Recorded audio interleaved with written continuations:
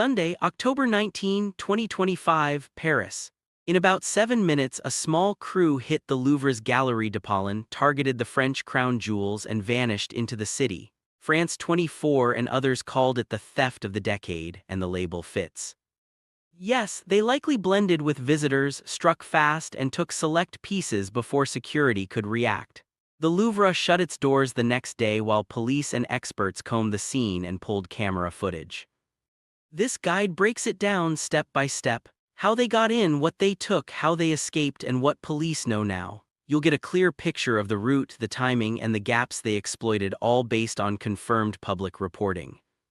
If you care about art, security, or high-stakes crime, you'll want the full story. The stakes are national heritage, not just price tags, and the questions still hang in the air. Let's start with the entry, the timing, and the room that holds France's most storied jewels. 7 minutes inside the Louvre, a clear timeline of the heist. Every second mattered. The crew hit early, moved with purpose, and vanished before most visitors had found their bearings. What follows is a tight minute-by-minute path from entry to escape, built around speed, surprise, and a simple plan executed with nerve. Entry at around 9:30 a.m. through a Seine-side window. They arrived just after opening, around 9:30 a.m., when only a thin stream of visitors had entered. Wearing work vests, they rolled up on scooters and used a basket lift, the kind used for moving heavy goods, to reach a Seine-facing upper window. The height gave them cover from the ground. A battery tool cleared the glass fast, a neat cut rather than chaos. Surprise did the rest. In less than a minute they were inside, moving toward the target room while most of the museum woke up. Inside the Galerie de Pollen, cases smashed in seconds. Once in the Galerie de Pollen, the plan turned loud and quick. They hit the display cases with power tools and blunt strikes in a classic smash and grab. Glass came apart in seconds, not minutes. The room holds some of France's most watched treasures, so they worked against the clock. Every grind of a cutter risked drawing a guard. The attackers kept the pressure high, lifted select pieces, then shifted down the gallery to the second case, staying light on their feet and ready to pivot. 9 jewels taken with a tight plan. They lifted 9 pieces tied to the French crown jewels, a focused haul that matched a route mapped in advance. This was not browsing. They knew which vitrines to hit and which trays to ignore. The selection pointed to prior study, likely based on public floor plans and case layout. No claims beyond that are needed. The count is clear: the targets were historic sets and standout stones, and the team moved in a straight line through the gallery, keeping the time window tight. A fast scooter getaway into busy Paris streets. Back outside, they dropped to the quay and mounted motor scooters. In central Paris, scooters are perfect for speed and evasion.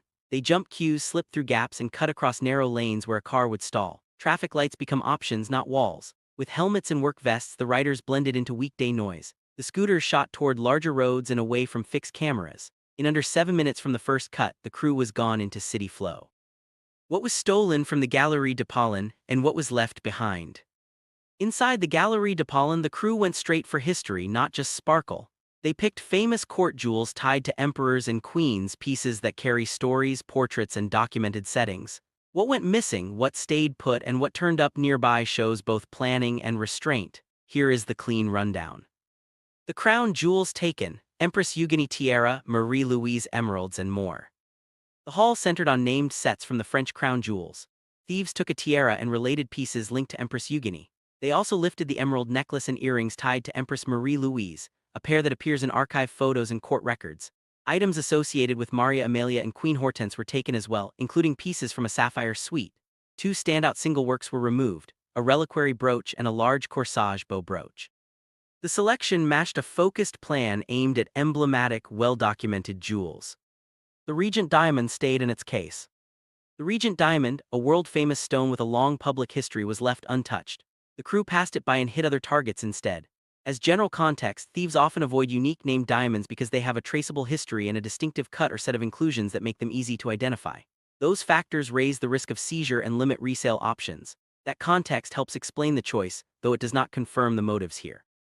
2 items recovered nearby, 1 damaged. Soon after the heist, 2 pieces were recovered near the museum, including the crown of Empress Eugenie. One of the recovered items showed damage consistent with rough handling or a fast drop. The find offered a small boost for investigators but did not change the larger picture. Recovery was quick but partial. Most of the stolen set remains missing, and the search continues beyond the Louvre's neighborhood. Tools, tactics, and blind spots: how the crew beat security. Speed ruled everything. The crew leaned on everyday work gear, quick decisions, and small city gaps that most people miss. They used noise as a shield, surprise as a tool, and left almost nothing in their wake but broken glass and questions. Window breach with a ladder or lift, and power tools. The cleanest route started outside. A ladder or basket lift raised them to high sun-facing window with fewer eyes. A battery tool sliced a controlled line in the pane, fast and focused. That work makes sparks and noise, so they had to keep it under a minute. One cut, a pry, and through they went. No hunting for doors, no crowded checkpoints. The move traded subtlety for speed. In a city morning with traffic and street work, a short burst of grinding can disappear into ambient noise. Fast moves inside to limit alarm and guard response. Once inside, the plan shifted to smash and grab. Hit the cases, grab the preselected pieces, and keep moving. This approach shrinks the timeline that guards and sensors can act on. The first loud strike buys a tiny window before radios light up and flights of stairs fill. The crew likely stuck to a straight line, avoided detours, and carried light bags. No dialogue, no second takes. In museum security, seconds compound. Every save step trims response time and keeps the exit path open. CCTV under review, and what investigators hope to find. Police are poring over footage, mapping the route to and from the gallery, and stitching together timestamps. They will study timing, clothing, and vehicle paths. Consistent helmets, work vests, or gloves can link angles from different cameras. Entry and exit windows help triangulate a launch point and a safe house radius. Investigators will follow scooters on feed chains, track traffic cams near bridges, and compare gaps to radio logs. The goal is a pattern that ties movements to known crews. Why scooters help a clean exit?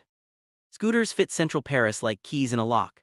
They split lanes, take tight turns, and duck into side streets where cars choke. A rider can cross a bridge, cut through a bike lane, then vanish into a courtyard. Helmets hide faces, work vests mute suspicion, and plates can be masked or swapped. With weekday traffic as cover, scooters move faster than patrol cars and fade into the swarm within minutes. For a quick exit, they are hard to beat. Inside the investigation, what police say so far. Detectives are moving fast to lock down the timeline and route. Early findings point to a tight plan, skilled hands, and a clean exit. Here is what officials have laid out so far and what the next wave of updates will likely cover. Paris prosecutor leads a 60-person team.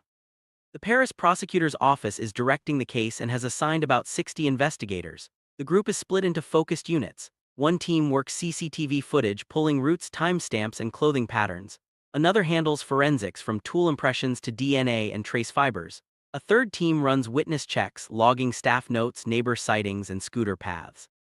The structure keeps the work moving on 3 tracks at once, which helps turn scattered clues into a single workable picture. Forensic clues, angle grinders, a blowtorch, and broken glass. Investigators are studying power tools and glass fragments for hard clues. Tool marks can reveal blade type, disc wear, and even brand quirks, which helps tie scenes to known kits or recent purchases. Heat patterns on metal or glass can suggest blowtorch use and set a minute-by-minute timeline. Fracture lines in broken glass show where force was applied and in what order. Small traces like metal dust or sealant can link the scene to a workshop, a vehicle, or a suspect's gear. Louvre closures support evidence work. The Louvre closed for a couple of days after the heist so forensic teams could work without crowds. That quiet window let specialists map the gallery, lift prints, bag fragments, and test alarm paths. It also allowed staff interviews on site while details were fresh. The pause in public access was short, but it gave investigators room to process the cases and windows, review internal logs, and reset security without pressure from daily traffic. What to watch next in official updates? Expect updates on 3 fronts. First, footage leads that track scooters, clothing, and time gaps. Second, any recovery news, whether a single jewel or discarded tools. Third, security reviews including case specs, response times, and staffing changes. Follow France 24, national broadcasters, and the Paris prosecutor's office for confirmed releases. Local outlets will often carry the first hints, but official briefings will set the record and confirm what truly moves the case forward. What this heist teaches us about museum security today. Big museums juggle access, safety, and speed. This theft is a tight case study in how a small crew can find a brief opening and turn it into a clean exit. The lessons point to timing, layered defenses, and how public updates shape trust. Here is what stands out now. Early hours can be a soft spot. The first hour after opening is busy and brittle. Staff are settling in, radios are warming up, and galleries are coming online. Visitor patterns change from empty to crowded in minutes, which blurs what looks normal. The crew struck around 9:30 a.m. right as that shift began. That timing buys confusion and costs seconds, the most precious asset in a 7-minute hit. Glass alarms and response time must work together. Security works as a chain. Strong glass slows hands, alarms wake teams, and fast response shuts the door.